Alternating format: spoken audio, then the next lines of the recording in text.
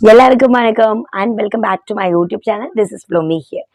இன்னைக்கு தமிழ்நாடு ஃபுல்லாக, யூடியூப் ஃபுல்லாக, இன்ஸ்டாகிராம் ஃபுல்லாக, நியூஸ் சேனல்ஸ் ஃபுல்லாக வைரலாக ஒரு விஷயம் போயிட்டுருக்கு.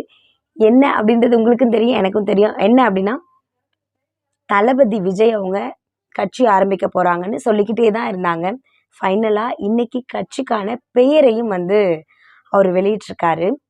என்ன பேர் அப்படின்னு கேட்டிங்கன்னா, தமிழக வெற்றி கழகம் அப்படின்னு சொல்லிட்டு தன்னோட கட்சிக்கு அவர் பெயர் சூட்டியிருக்காரு. எல்லா விதமான மக்களும் அவருக்கு தன்னோட வாழ்த்துக்களை திரும்பி திரும்பி சொல்லிட்டு இருக்காங்க. சில பேர் மட்டும் இல்லை, நீங்கள் அரசியலுக்கு வராதீங்க, நீங்கள் அரசியலுக்கு வந்தீங்கன்னா விஜயகாந்த் சாருக்கு என்ன ஆச்சோ அந்த மாதிரி ஆயிடுமோன்னு எங்களுக்கு பயமாக இருக்குது அப்படின்னு தன்னோட வருத்தத்தையும் தெரிவிச்சிட்டு இருக்காங்க. பட் எது எப்படி இருந்தாலும் விஜய் கட்சி ஆரம்பிச்சிட்டாரு. 2026 நாடாளுமன்ற தேர்தலில் கண்டிப்பாக முதலமைச்சர் ஆகணும் அப்படின்றது தான் நோக்கம். முதலமைச்சர் ஆகிறது மூலம் மக்களுக்கு தேவையான அடிப்படையான சில வசதிகளை செஞ்சு தரணும், மக்களுக்கு தேவையான அடிப்படையான உரிமைகளை மீட்டு கொடுக்கணும் அப்படின்னு சொல்லிட்டு தான் விஜய் சொல்லிட்டு இருக்காரு. ஸோ அதுக்காக தான் கட்சி ஆரம்பிச்சிருக்காரு. இதுக்கு நம்ம சீமான் என்ன சொல்லியிருக்காருன்னா, விஜய் தம்பி கட்சிக்கு வந்தால் அரசியலுக்கு வந்தால் ரொம்ப நல்லது தான், நான் என்னோட வாழ்த்துக்களை மனமாற சொல்கிறேன். ஆனால் அவர் வெற்றி பெற்றே பழக்கப்பட்ட ஒரு மனுஷன் தோல்வியை ஏற்றுக்குவாரா?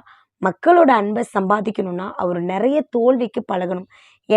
எனக்கெல்லாம் எத்தனை விதமான தோல்விகள் சந்தோஷமாக கடந்து வந்துட்டேன். நாளைக்கே நான் அரசியலில் தோத்தாலும் நான் கவலைப்பட மாட்டேன். ஏன்னா எனக்கு தோல்வி புதுசு கிடையாது. ஆனால் விஜய் அவங்க தோத்தாலும் துவண்டு போகாமல் எழுந்திருச்சு மக்கள் பணியை ஆற்றணும். அது மட்டும் இல்லாமல் கட்சியை நம்மளும் ஸ்டார்ட் பண்ணிட்டோன்னு ஆரம்பத்தில் விறுவிறுப்பாக சுறுசுறுப்பாக செயல்பட்டுட்டு அப்புறம் ரொம்ப டல்லாக தன்னோட வேலைகளை செய்யக்கூடாது அப்படின்னு சீமான் தன்னோட விருப்பத்தை தெரிவிச்சிருக்காரு.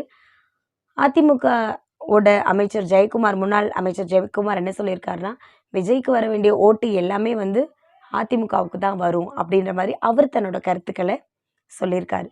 நிறைய நடிகர்கள், நிறைய மக்கள் விஜய் அரசியலுக்கு வந்ததையும் அவர் தன்னோட அரசியலுக்கு இதுதான் பெயர் அப்படின்னு சொன்னதையும் மக்கள் சந்தோஷமாக கொண்டாடிட்டு இருக்காங்க.